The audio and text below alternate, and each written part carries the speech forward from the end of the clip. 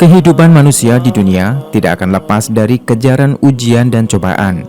Ujian dan cobaan hidup merupakan satu ketetapan jalan hidup yang mau tidak mau harus kita jalani. Dan puncak dari ujian di dunia adalah berakhirnya kehidupan dan kembali kepadanya. Allah Ta'ala berfirman, "Tiap-tiap yang berjiwa akan merasakan mati.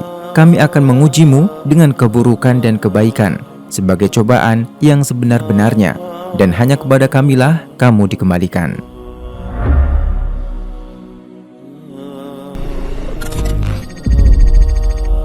Sahabat Ibnu Abbas dalam tafsir Al-Quran menafsirkan ayat ini, "Kami akan menguji kalian dengan kesulitan dan kesenangan, kesehatan dan penyakit, kekayaan dan kefakiran, halal dan haram, ketaatan dan kemaksiatan, petunjuk dan kesesatan."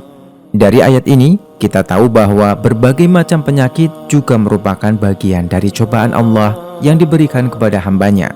Namun, di balik cobaan ini terdapat berbagai rahasia atau hikmah yang tidak dapat dinalar oleh akal manusia.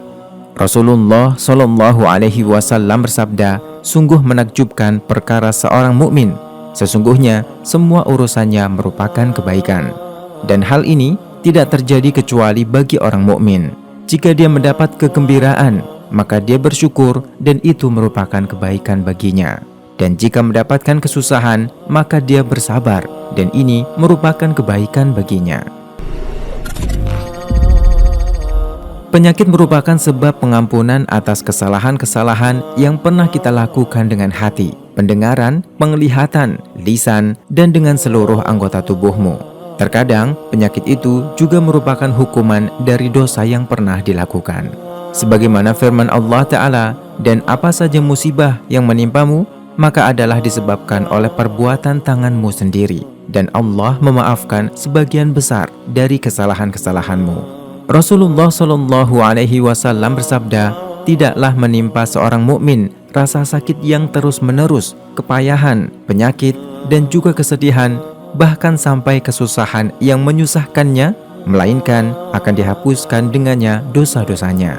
Dalam riwayat lain disebutkan, Rasulullah Shallallahu Alaihi Wasallam bersabda, "Janganlah kamu mencaci maki penyakit demam, karena sesungguhnya dengan penyakit itu Allah akan menghapuskan dosa-dosa anak Adam, sebagaimana tungku api menghilangkan kotoran-kotoran besi."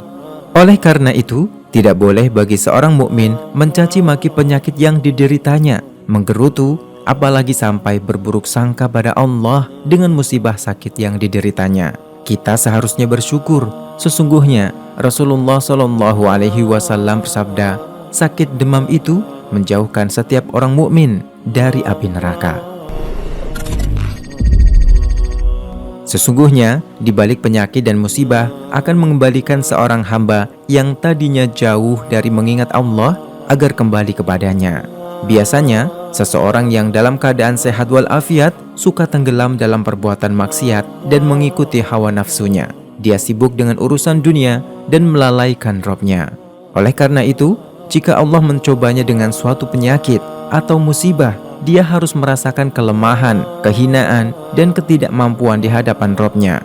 Dia menjadi ingat atas kelalaiannya selama ini, sehingga ia kembali pada Allah dengan penyesalan dan kepasrahan diri. Sungguh, di dalam musibah sakit, ada syukur yang harus kita munculkan.